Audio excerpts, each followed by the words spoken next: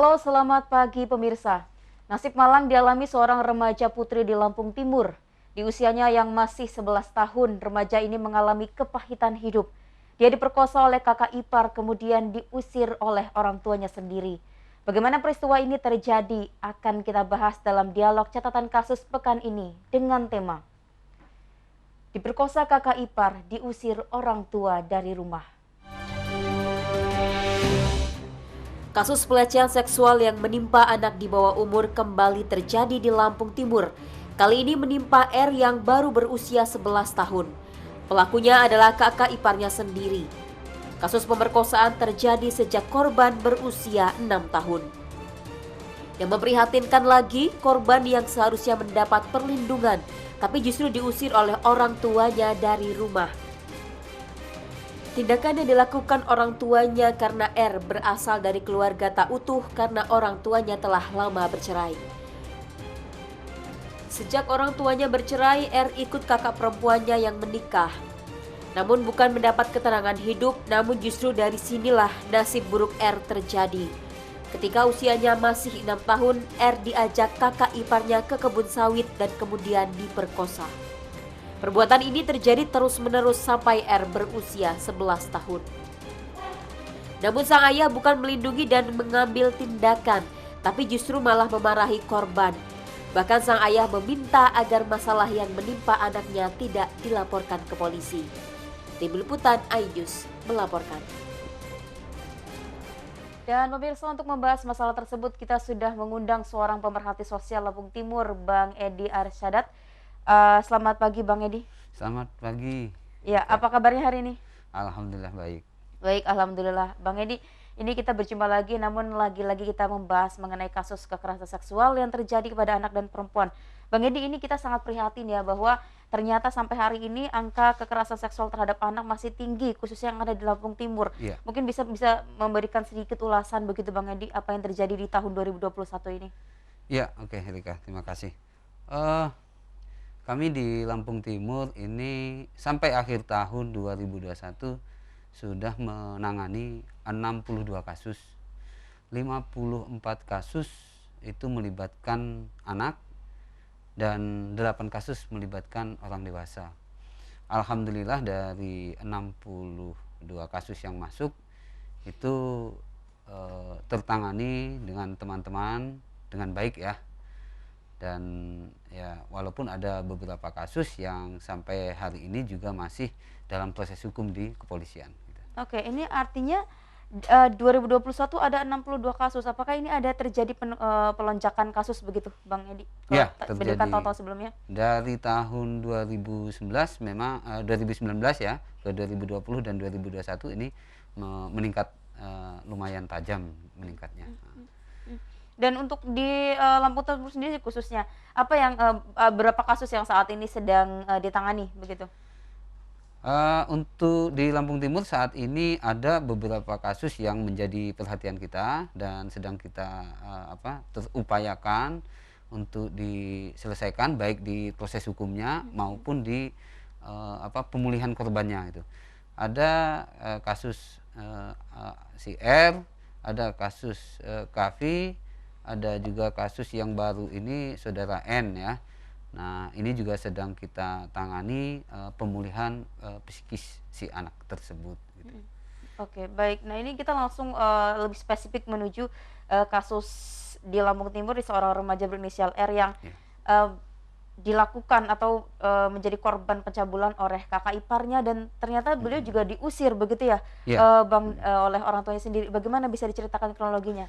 Ya ini sebenarnya kalau dari informasi yang kita dapat langsung dari korban, peristiwa ini sebenarnya sudah lama terjadi. Anak ini dan orang tuanya sebelumnya dia tinggal di Kabupaten Lampung Utara, Kota Bumi. Itu dari dia berumur 6 tahun.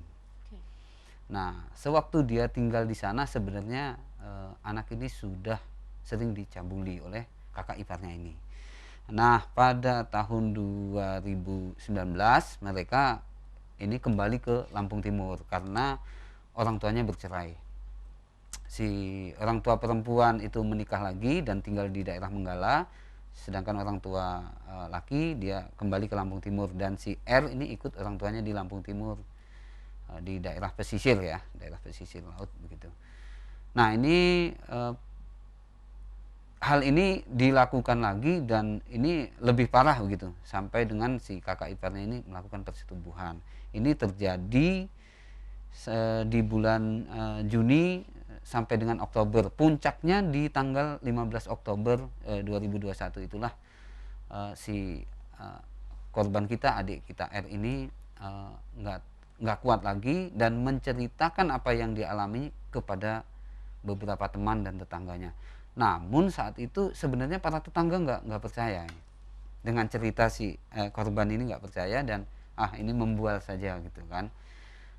Namun ada salah satu warga yang kebetulan menceritakan apa yang diceritakan sama korban kepada suaminya. Lalu si suami berkonsultasi dengan beberapa rekannya dan melaporkan hal ini ke Polres Lampung Timur. Oke. Berarti artinya saat itu remaja berinisial R ini tinggal bersama orang tuanya atau bersama kakak iparnya? Ya tinggal kakak ipar dan korban serta orang tuanya Tinggal jadi bersama, satu. begitu ya. Ya. Dan akhirnya bagaimana kasus ini bisa terbongkar, Bang Edi? Nah ini ketika kita sudah mendapatkan informasi terkait adanya kasus ini, kita langsung turun ke lapangan. Kita minta didampingi oleh Bapak Camat waktu itu. Kita datang ke sana dan kita melakukan asesmen terhadap korban, apa yang diperlukan oleh korban. Terus kita juga berkoordinasi dengan pihak kepolisian di Polres Lampung Timur, apa-apa yang memang bisa kita bantu supaya si anak ini bisa dihadirkan ya di situ bersama beberapa saksi untuk mengungkap kasus itu. Nah, sampai akhirnya ada beberapa saksi yang siap untuk diperiksa, untuk dimintai keterangan, dan si korban juga kita dampingi saat dimintai keterangan, dan akhirnya polisi mendapatkan keterangan-keterangan yang diperlukan itu. Baik, lalu saat terjadi artinya ini korban dari umur 6 tahun begitu ya, Bang, dan terbongkar di umur 11 tahun. Yeah. Artinya ini proses ataupun sebuah kejadian yang cukup lama gitu. Nah, lalu saat itu apakah korban ini statusnya seorang pelajar begitu atau bagaimana, Bang Edi? Awalnya dia pelajar di Kota Bumi, dia informasi yang kita dapat dia masih bersekolah ya. Nah di 2019 menjelang 2020 ini COVID, dan memang kebetulan sekolah juga diliburkan, dan orang tua, keadaan ekonomi orang tua memang juga kurang ya. Jadi anak ini sudah tidak bersekolah gitu. Nah dia membantu kakak iparnya ini mencari bungkil sawit ya. Mencari buah-buah sawit yang jatuh itu di kebun-kebun sawit seperti itu. Ya baik, Bang Edi, kita akan lanjutkan diskusi kita setelah jeda pada berikut. Pemirsa jangan kemana-mana, catatan kasus akan segera kembali, tetap bersama kami.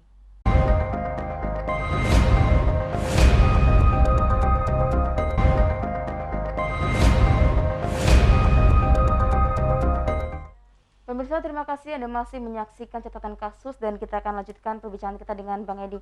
Bang Edi, kalau tadi penuturannya si korban ini sejak umur 6 tahun dan baru kebongkar 11 tahun, artinya ini waktu yang cukup lama. Nah kalau dari penuturan, berapa kali korban mengalami pencabulan oleh kakak iparnya ini, Bang Edi? Kalau si anak ini sampai sudah tidak bisa lagi ngomong sudah berapa kali, karena dilakukan pencabulan di kebun sawit itu dari bulan Juni sampai dengan Oktober itu. Namun dia masih mengatakan, masih ingat kalau dari dia di Kota Bumi itu waktu dia masih kecil itu sudah dicabuli oleh kakak iparnya ini. Baik, dan kalau tidak salah korban juga sempat mendapat perlakuan tidak semestinya begitu ya, artinya diusir dari rumah oleh orang tuanya. Ini apakah benar, Bang Edi? Nah ini seperti ini, karena kita juga sempat ada kendala untuk ketemu dengan orang tuanya. Jadi orang tuanya ini berharap kasus ini tidak dilaporkan ke pihak kepolisian, karena dia menginginkan rumah tangga anaknya ini tidak hancur karena kasus ini dilaporkan ke pihak kepolisian gitu.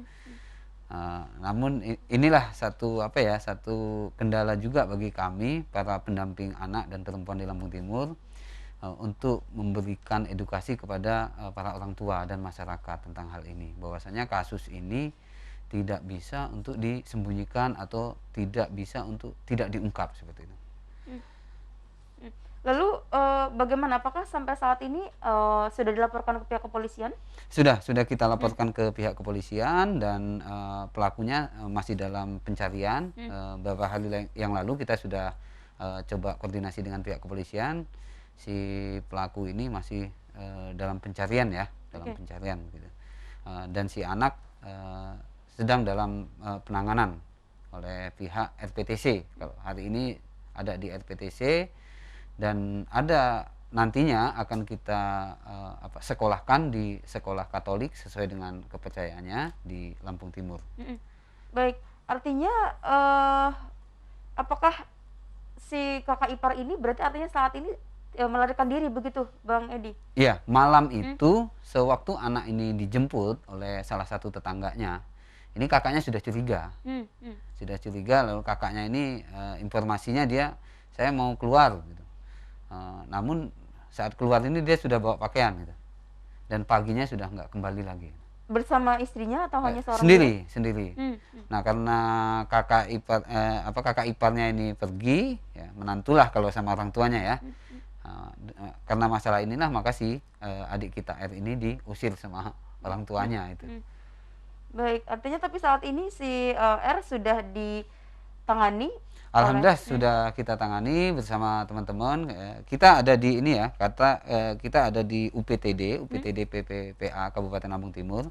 Itu kita mempunyai tim reaksi cepat ya, untuk melakukan penanganan atau pendampingan terhadap korban kasus-kasus pelecehan itu. Baik, artinya saat ini jika pelakunya melarikan diri, lalu bagaimana proses hukumnya? Sudah sampai sejauh mana? Si tersangka sudah DPO ya, sudah menjadi DPO dan terakhir itu seminggu yang lalu sih saya sempat telepon dengan salah satu penyidiknya bahwa sedang dilakukan pencarian gitu di tempat-tempat yang dicurigai itu di tempat persembunyian si pelaku. Lalu ada tanggapan khususkah dari pemerintah setempat terkait kejadian ini, Bang Edi? Kita lihat karena kita sendiri ada di bagian pemerintah ya di UPTD itu, dari pemerintah juga sudah turun tangan, dari kecamatan juga sudah turun semua untuk bersama-sama untuk bagaimana si anak ini bisa pulih kembali, bisa bersekolah lagi gitu, dan bagaimana masa depannya bisa baik lah seperti itu. Lalu bagaimana mengenai proses hukumnya untuk kasus semacam ini? Apalagi ini dilakukan oleh orang terdekat ya, Bang Edi?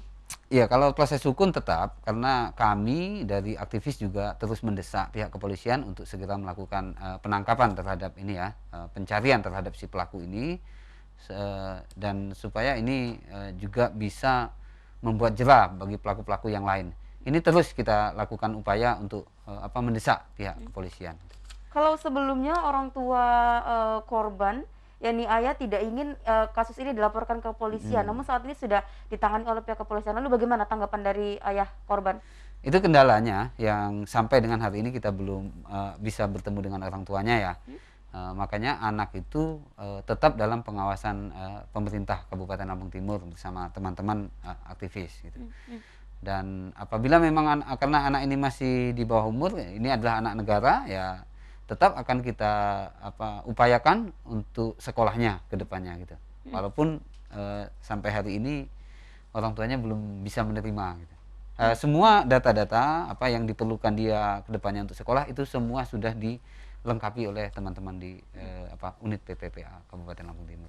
Baik, tapi bagaimana saat ini keadaan si korban tersendiri, Bang Edi? Apakah korban mengalami trauma begitu? Ya, kalau hasil asesmen awal itu anak memang dia mengalami trauma ya, ketakutan, tidak percaya diri itu.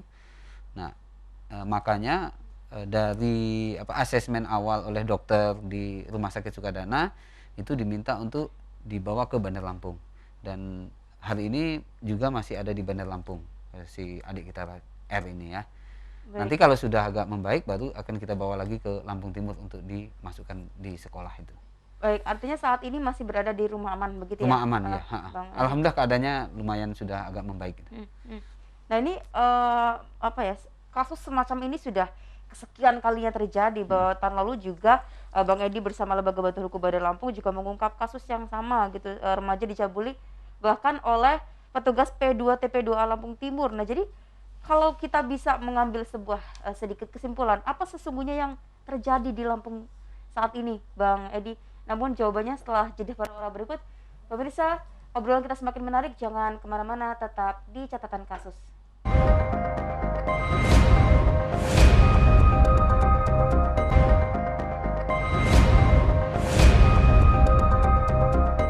Pemirsa, Anda masih menyaksikan catatan kasus bersama narasumber kita Bang Edi Arsyadat. Bang Edi, ini kalau kita ulas kembali bahwa di tahun lalu juga Anda bersama LBH Bandar Lampung juga mengungkap kasus, yakni seorang remaja dicabuli oleh bahkan petugas P2 TPA 2 Lampung Timur. Dan apakah ada kasus-kasus lain yang terjadi? Apakah ini memang kasus yang artinya paling fenomenal begitu, atau ada kasus-kasus lain yang mungkin publik belum mengetahuinya, Bang Edi? Ya, ada beberapa kasus yang hampir bersamaan dengan adik kita R ya. Ini kasus K. Ini anak ini berumur 14 tahun. Dia diperkosa, dicabuli oleh 10 orang, namun yang melakukan perkosaan itu 4 orang.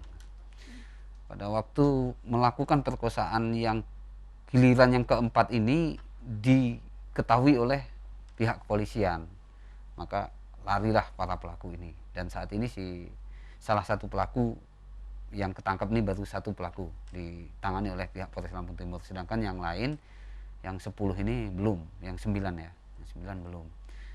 Nah, satu juga kemarin ada kasus yang anak umur 7 tahun ya, N. Itu terjadi di Register 38 Gunung Balak. Ini juga sangat memprihatinkan karena si anak ini saat itu sedang main di depan rumah. Si pelaku lewat, karena melihat anak ini sendirian di depan rumah, langsung dimasukkan dalam rumah. Di dalam itu diperkosa, TV-nya itu dibesarkan. Saat pelaku mau lari, si anak ini juga lari ke belakang. Ibunya di situ sedang mencuci pakaian gitu. Melihat anaknya itu berdarah-darah, dia tanya, "Itu kenapa berdarah?"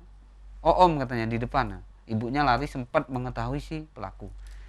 Tapi alhamdulillah si pelaku bisa ditangkap kemarin, langsung ditangkap oleh pihak kepolisian, dan sepertinya sudah divonis 20 tahun ya kalau nggak salah kemarin itu. Itu. Artinya ini semua terjadi di Kabupaten Lampung Timur, Bang Edi? Iya, Kabupaten Lampung Timur. Itu termasuk di 62 kasus yang sudah kita tangani itu. Ya, ini kalau Bang Edi sendiri melihat fenomena semacam ini, apa yang sebenarnya melatar belakangnya sehingga banyak sekali terjadi kasus di Kabupaten Lampung Timur ini, Bang Edi? Ya, kalau fenomenanya banyak faktor. Namun yang jelas sebenarnya begini. Kasus kekerasan seksual terhadap anak ini ya, ini bukan hanya di Lampung Timur tapi hampir juga di seluruh Lampung ya. Terjadi melibatkan para pelaku yang tidak jauh dari si korban ya. Ya, mereka lebih banyak hubungan dekat. Ya, teman atau orang bisa orang terdekat di dalam keluarga, bisa juga dia seorang pendidik, guru ataupun yang lain. Yang jelas dia ini kebanyakan hampir 90% itu orang terdekat. Lalu apakah memang salah satu alasannya karena penegakan hukum yang kurang maksimal?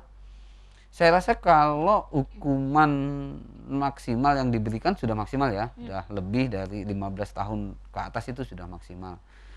Namun saya rasa seperti ini. Kita juga perlu yang namanya pencegahan. Nah, pencegahan ini yang mungkin belum begitu digencarkan ya di Lampung Timur ini. Nah, menurut saya seperti ini. Nah, di Lampung Timur sendiri saya melihat isu tentang perempuan dan anak, kekerasan anak dan perempuan ini tidak begitu seksi dibahas oleh teman-teman di pemerintahan, termasuk di DPR ya. Di DPR Kabupaten Lampung Timur ini saya belum pernah mendengar teman-teman DPR itu membahas tentang isu perempuan dan anak. Berarti artinya dukungan dari pemerintah, salah satunya dari legislatif kurang begitu Bang Edi ya? Kalau menurut saya seperti itu.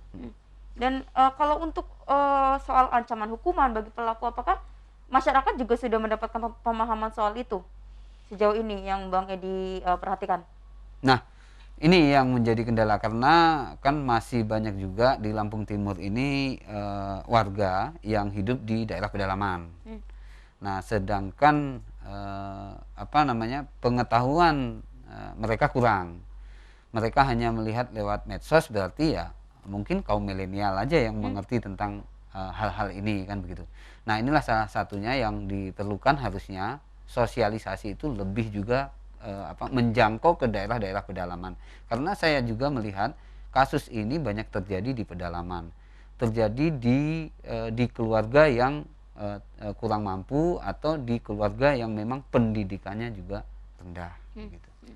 Baik, terakhir Bang Edi, apa yang artinya ini harusnya bisa menjadi perhatian untuk kedepannya baik bagi masyarakat dan juga pemerintah, khususnya mungkin tadi kalau disinggung adalah legislatif.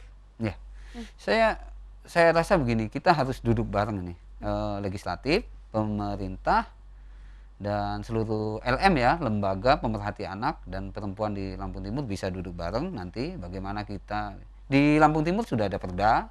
Nanti kita bisa buat turunannya bagaimana untuk melakukan pencegahan tentunya. Dan ini DPR punya wewenang untuk mengatur agar rencana program-program sosialisasi bisa berjalan dengan baik gitu.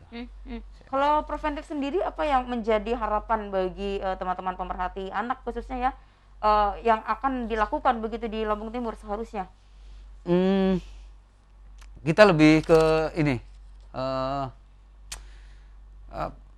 penegakan hukumnya ya sebenarnya, ke penegakan hukum dan lebih aware-nya aparat kepolisian lebih cepat gitu ya, lebih cepat untuk menangani kasus-kasus seperti ini gitu. Jadi jangan tunggu tunggu saksi atau apa begitu ya. Namun ketika ada kasus seperti ini, saya rasa polisi bisa lebih cepat lagi untuk mencari supaya kasusnya bisa cepat tertangani. Baik, kalau sosialisasi juga perlu ya dilakukan ya Bang Edi? Oh, itu sangat itu. Karena kita ini sosialisasi ini kan pencegahan. Untuk apa kita melakukan pengobatan gitu kan. Kalau pengobatan ini sudah terlanjur gitu. Yang sangat kita perlukan adalah sosialisasi itu. Baik Bang Edi, terima kasih. Dan pemirsa, tentu kita sepakat agar aparat penegak hukum di Bumi Ruwajerai ini dapat memberikan tindakan hukum setimpal dan mengusut hingga tuntas agar kasus kekerasan seksual di Lampung bisa ditekan. Pemirsa, catatan kasus kali ini berakhir. Sampai di sini saya Erika Widasuti, mewakili kru yang bertugas, pamit undur diri. Selamat melanjutkan aktivitas Anda dan sampai jumpa pada catatan kasus pekan depan. Terima kasih. Oke.